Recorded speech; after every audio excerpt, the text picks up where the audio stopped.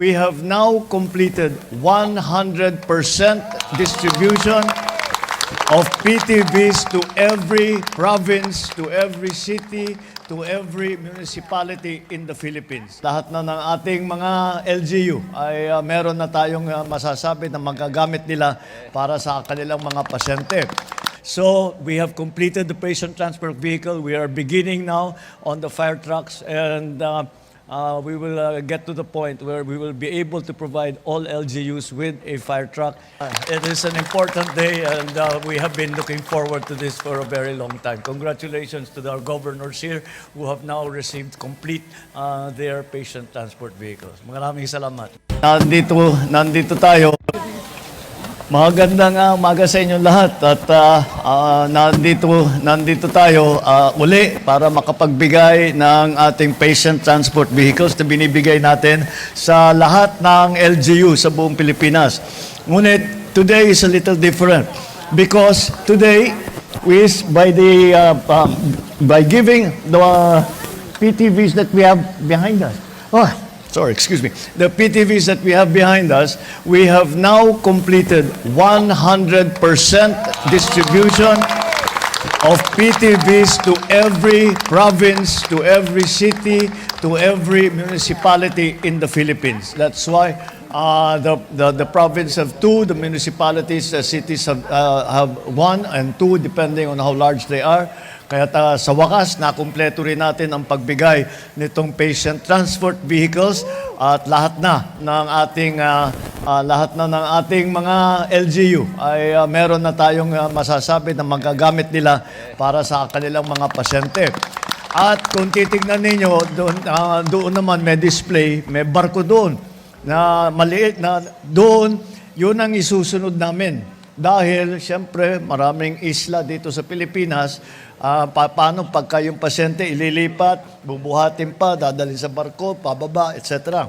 Ngayon, ang gagawin sa design na yan, ay isasakay na yung transport, isasakay na doon sa barko. Kaya yung pasyente hindi na kailangan bumaba doon sa kanyang transport vehicle.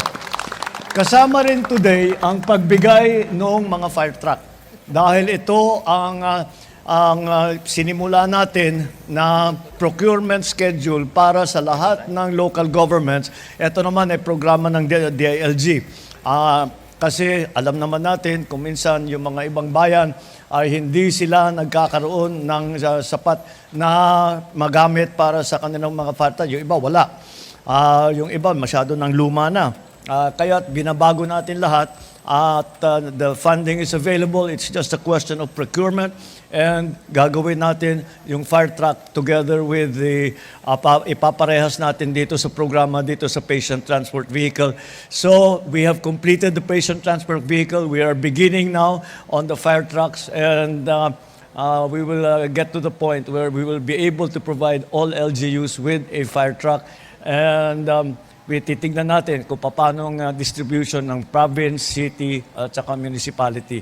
Kaya patuloy para ang serbisyo sa tao ay maganda at maging mas maginhawa ang pagbabiyahe, maging mas maganda ang ating mga serbisyo, lalong-lalo na kapag magkaroon ng sunog. Ngayon, nandito na tayo, may mga fire truck na tayo. Inaantay lang natin ang pagdating. Nabili na ito, na-order na ito, mga fire truck na ito. Inaantay na lang natin ang pagdating nila bago natin i-distribute. So, 100% sa patient transport vehicle. At it is an important day, and we have been looking forward to this for a very long time. Congratulations to our governors here who have now received complete their patient transport vehicles. Maraming salamat. Good morning.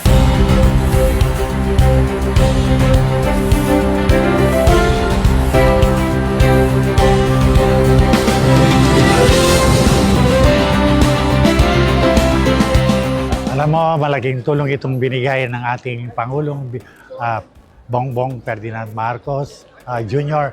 sa mga bayan, mga probinsya. Maraming seniors at minsan kailangan itakbo sila. Kaya talagang very busy ang mga patient transport vehicle. So lahat na ng tao ay makakatikim na ng serbisyo at pagmamahal ng ating presidente hanggang sa baba. Sa aming Pangulo na minamahal, salamat po from the province of Cagayan, and we will assure you na itong binibigay mong mga support at Cagayan ay idediretso namin sa tao at nararamdaman nila. Salamat po Presidente sa tulong mo sa mga taga-Cagayan. Tunay na gusto mong gumanda ang buhay ng maliliit na Pilipino katulad sa Cagayan. Salamat po. Itong kaganapan na ito ngayon ay nagmamarka ng isang bagay na hindi pa nangyayari kailanman na kakaroon ng 100% o lahat ng mga pamahalaang panglungsod, panglalawigan at ang mga munisipyo ay meron ng isang patient transport vehicle or ambulance at ang mga lalawigan nga ay nagkaroon ng tigda-dalawa. Mahalaga ito sapagkat ngayon empowered na silang lahat na makapag-likas ng kanilang mga pasyente mula sa tahanan o sa lugar ng sakuna patungo sa ospital. Ay, kami tuwan-tuwa at nirapat ng Pangulo na pasinayahan ang event na ito upang ipakita sa lahat ng tao na napakataas ng kanyang prioridad pagdating sa kalusugan ng ating mamamayan. Pagdating sa medical assistance, medical and healthcare, wala pong tinatangi ang ating Pangulo at yan po ang kanyang vision ng bagong Pilipinas. We have now completed 100% distribution of PTVs to every province, to every city, to every municipality in the Philippines. Lahat na ng ating mga LGU ay meron na tayong masasabi na magagamit nila para sa kanilang mga pasyente. So, we have completed the patient transport vehicle. We are beginning now on the fire trucks, and we will get to the point where we will be able to provide all LGUs with a fire truck.